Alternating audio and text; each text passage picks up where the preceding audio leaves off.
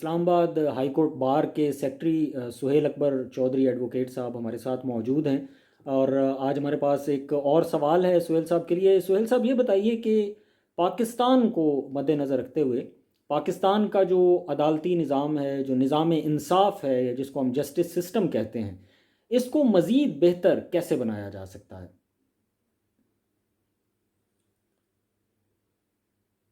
میرے خیال میں یہ ایک جو بہت اہم ایک کہاوت ہے، ایک سینگ ہے کہ ظلم کا معاشرہ تو قائم رہ سکتا ہے لیکن ناانصافی پر مبنی معاشرہ قائم نہیں رہ سکتا۔ یا چرچل کا ریفرنس دیا جاتا ہے، پرائم منسٹر چرچل کا، کہ اگر نظام انصاف اور عدالتیں بہتر کام کر رہی ہوں تو ملک کو داخلی اور خارجی کوئی مسائل نہیں ہوتے، ملک اچھے طریقے سے مضبوطی کے ساتھ استحکام کے ساتھ کام کر سکتا ہے۔ بدقسمتی سے ریاست پاکستان میں اس بنیادی چیز کو کبھی بھی اہمیت نہیں دی گئی،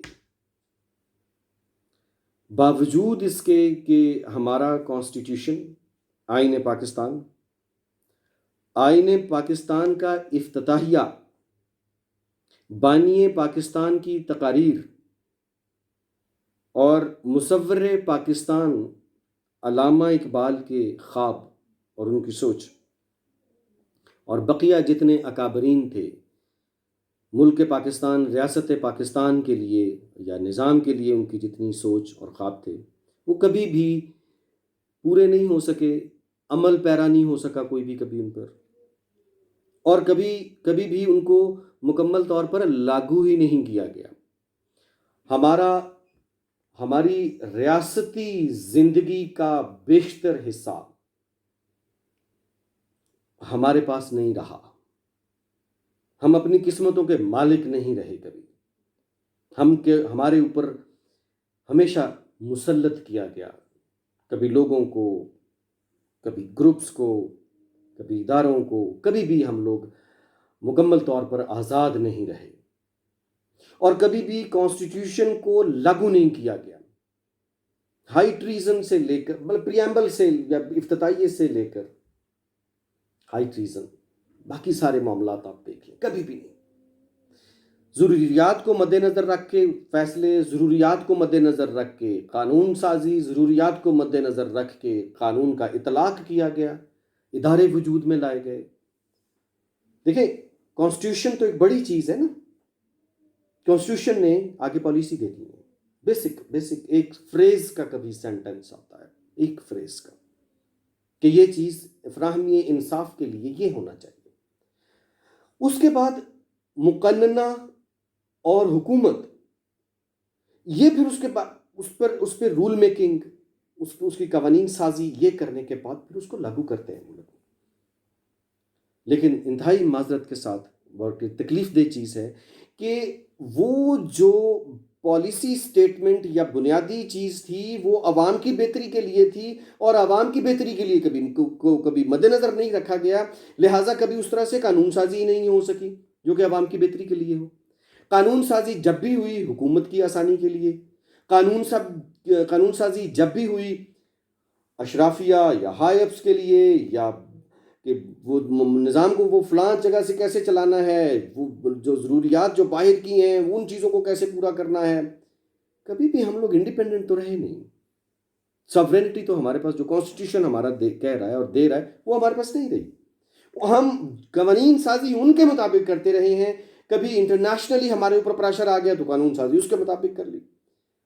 عوام کے مسائل کے لیے تو کبھی قانون سازی نہیں ہوئی، عوام کے لیے تو کبھی بھی نہیں سوچا گیا، کیونکہ عوام اپنی ریاست کے کبھی مالک نہیں رہے۔ جس ریاست کے ساتھ عوام نے اپنا عمرانی معاہدہ کیا، سوشل کانٹریکٹ، کانسٹیٹیوشن 1973 کی شکل میں، اس کو کبھی پوچھا ہی نہیں گیا۔ جس عوام نے اس کے اوپر دستخط کر کے بھیجا کہ یہ ہم آپ کے میسز ہیں، ہمیں ان چیزوں کے مطابق یہ جو آپ نے لکھی ہوئی ہیں ہم یہ مانتے ہیں، ریاست پاکستان کی رعایا ہیں ہم، اس کے مطابق ہمیں چلایا جائے، اس کے مطابق ہمیں ٹریٹ کیا جائے، کبھی بھی نہیں کیا۔ اس عمرانی معاہدے کی جب بھی ہوئی خلاف ورزی ہوئی، کون سا قانون، اور کیسے ریاست کام کرے گی اس کے اوپر؟ کیسے ہم کہہ سکتے ہیں کہ فراہمی انصاف کے تقاضے پورے ہو سکیں گے؟ مجھے نہیں پتا کہ اللہ کو جواب کیسے دینا ہے. عوام کو جواب دینے کے قابل نہیں ہے کوئی بھی، اور ہم بھی اس مشینری کا پرزہ بن کر اسی میں پھر چل پڑتے ہیں. ساری مشینری ایسے ہی چل تو رہی اس ہے. ساری سچویشن میں آپ کو کیا لگتا ہے کہ یہ جو پورا جسٹس سسٹم ہے اس میں امپروومنٹ کیسے آنی چاہیے، اس کو کیسے مزید بہتر کیا جائے؟ دیکھیں، جو زیادہ اہم جو چیز ہے وہ تو دیکھیں، کبھی بھی کسی بھی ملک میں کانسٹیٹیوشن بن گیا، ہم مانتے ہیں، ہم اس کی اپلیکیشن کو، وہ سارا وہ قانون سازی ہے. قانون ساز ادارے میں آپ مجھے بتائیے قانون کے جاننے والے کتنے لوگ ہوتے ہیں؟ پتہ ہی نہیں ہوتا ان کو. عوام کو کیا چاہیے؟ عوام کی بات کرنی کہاں پر کی جاتی ہے؟ کبھی بھی نہیں. تو اب جو جیسے عوام تو بڑھی نا، آبادی بڑھی، ان کی ضروریات بڑھی، کیا عدالتیں اس لحاظ سے یا اس ریشو کے ساتھ بڑھی؟ کیا ججز کی تعداد اس ریشو کے ساتھ بڑھی؟ ہماری لائرز موومنٹ میں ہم ٹوٹل پریکٹسنگ نان پریکٹسنگ ملا کر 86,000 ہوا کرتے تھے، اب لاکھ سے اوپر ہو جائیں گے کم و بیش. کیا یہ ریاست پاکستان کی ضروریات کو پورا کرتے ہیں یہ وکیل بھی؟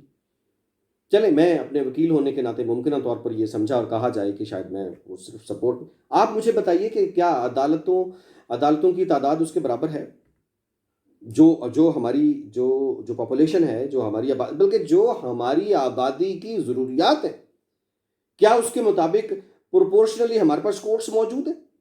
کیا ان مخصوص مسائل زدہ معاشرے کے طبقات کے لیے مخصوص عدالتیں ہیں جن کو اسپیشل کورٹس کہا جائے، اور کیا وہ کام کر رہی ہیں؟